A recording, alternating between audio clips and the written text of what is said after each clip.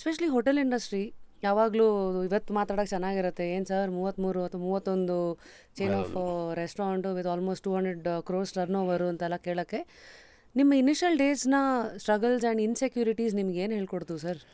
Insecurity ಅಂದರೆ ಆವಾಗ ಸ್ಟಾಫ್ನ ನಿಲ್ಸೋಕ್ಕಾಗ್ತಾ ಇರಲಿಲ್ಲ. ಈ ದೊಡ್ಡ ಬ್ರ್ಯಾಂಡ್ ಆದಂಗೂ ನಿಮಗೆಲ್ಲ ಶಕ್ತಿ ಇರುವಾಗ ಈಸಿ ಆಗುತ್ತೆ ಜನಗಳನ್ನೆಲ್ಲ ಇಟ್ಕೊಳ್ಳೋದು. People will come to you. Whereas when it is a small branch, ಇದು ಯಾವುದೋ ಸಣ್ಣ ಕಂಪ್ನಿ ಅಂತ ಜನಗಳು ಬರೋದಿಲ್ಲ ಕೆಲಸಕ್ಕೆ. ಸೊ ಕೆಲಸಕ್ಕೆ ಜನಗಳನ್ನ ಇಟ್ಕೊಳ್ಳೋದು ಕಷ್ಟ ಆಗ್ತಾಯಿತ್ತು. ಎಲ್ಲಿವರೆಗೂ ಕಷ್ಟ ಕೊಟ್ಟಿದ್ದಾರೆ ಅಂದರೆ, ಒಬ್ಬ ಸ್ಟಾಫ್ ಇದ್ದ, ಅವನು ರುಬ್ಬೋನು ಗ್ರೈಂಡರು. ಅವನು ನಾನು ಅವನಿಗೆ ಬೈದಿದ್ದೆ, ಬೆಳಿಗ್ಗೆ ಲೇಟಾಗಿ ಹೇಳೋನು. ಅವನು ಲೇಟಾಗಿದ್ದರೆ ಎಲ್ಲ ಮಸಾಲೆ ನೈಸ್ ಆಗೋಲ್ಲ, ಓಪನಿಂಗ್ ಲೇಟ್ ಆಗುತ್ತೆ. ಆಮೇಲೆ ಕೇಳಿದ್ರೆ ಸರ್ ಕರೆಂಟ್ ಹೋಗಿತ್ತು ಅಂತ ಸುಳ್ಳು ಹೇಳೋದು. ನನಗೆ ಜನ್ರೇಟ್ರ್ ಇರಲಿಲ್ಲ ಅವಾಗೆಲ್ಲ, ನಾವು ಅಷ್ಟೊಳ ಶಕ್ತಿ ಇಲ್ಲ, ಚಿಕ್ಕದು ಬ್ರ್ಯಾಂಚು.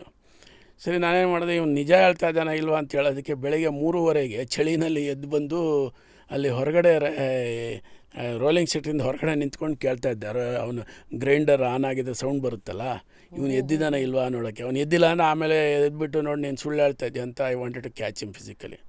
ಸರಿ, ಒಂದು ದಿವಸ ಒಳಗಡೆ ಹೋಗಿ ಬೈದ್ಬಿಟ್ಟೆ ಅವನಿಗೆ, ಏನು ನೀನು ಮಾಡ್ತಾಯಿದ್ದೆ, ಈ ಥರ ಸುಳ್ಳು ಹೇಳ್ತೀಯ ನೀನು ಅಂತ. ಅದಕ್ಕೆ ಅವ್ನು ಏನು ಮಾಡೋದು ಗೊತ್ತಾ, ಮಾರನೇ ದಿವಸ ಬ್ಲೀಚಿಂಗ್ ಪೌಡ್ರನ್ನು ಇಡ್ಲಿ ಹಿಟ್ಟಿಗೆ ಹಾಕ್ಬಿಟ್ಟ. ಹಾಕ್ಬಿಟ್ಟು ನಮ್ಗೆ ಗೊತ್ತಿಲ್ಲ, ಮಾರನೇ ದಿವಸ ಬೆಳಗ್ಗೆ ಇಡ್ಲಿ ಹಾಕಿ ಸರ್ವ್ ಮಾಡಿದ್ದಾರೆ. ಗಿರಾಕಿ ಎಲ್ಲ ಏನು ಸರ್ ಇದು, ಕ್ಲೋರಿನ್ ಸ್ಮೆಲ್ಲು ಅಂತ. ಆಮೇಲೆ ನೋಡಿದ್ರೆ ಅವನದು ಕುತಂತ್ರ, ಅವನದು ಇದು ಏನು ದೊಡ್ಡ ಕ್ರಿಮಿನಲ್ ಆ್ಯಕ್ಟಿವಿಟಿ. ಇನ್ನೊಂದು, ಜನಗಳು ನಿಲ್ಲೋದಿಲ್ಲ. ಹೇಳ್ದೆ ಕೇಳದೆ ರಜೆ ಹಾಕ್ಬಿಡ್ತಾರೆ. ಎಂಪ್ಲಾಯೀಸು ಬೆಳಗ್ಗೆ ಬರೋದೇ ಇಲ್ಲ.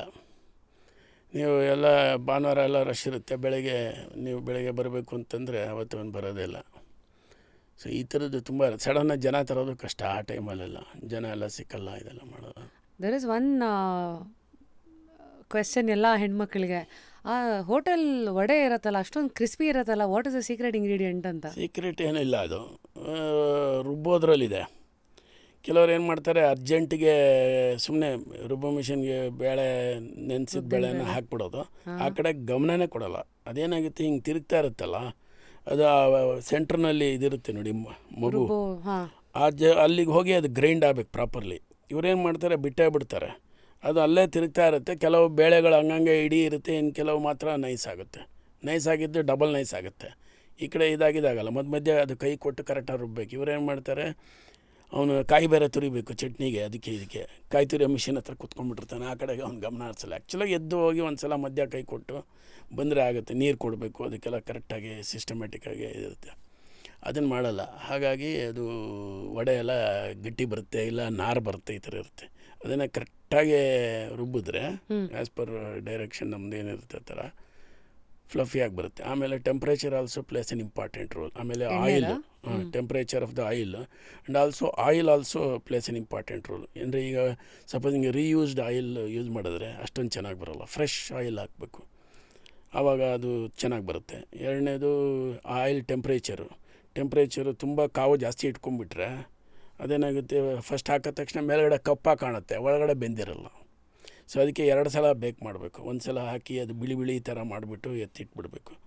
ಮತ್ತು ಟೆಂಪ್ರೇಚರ್ ಒಂಚೂರು ಜಾಸ್ತಿ ಮಾಡಿಕೊಂಡು ಆಮೇಲೆ ಹಾಕಿ ಒಂದು ಮಾಡಬೇಕು. ಆವಾಗ ಕ್ರಿಸ್ಪಿನೆಸ್ ಬರುತ್ತೆ. ಇಂಟ್ರೆಸ್ಟಿಂಗ್.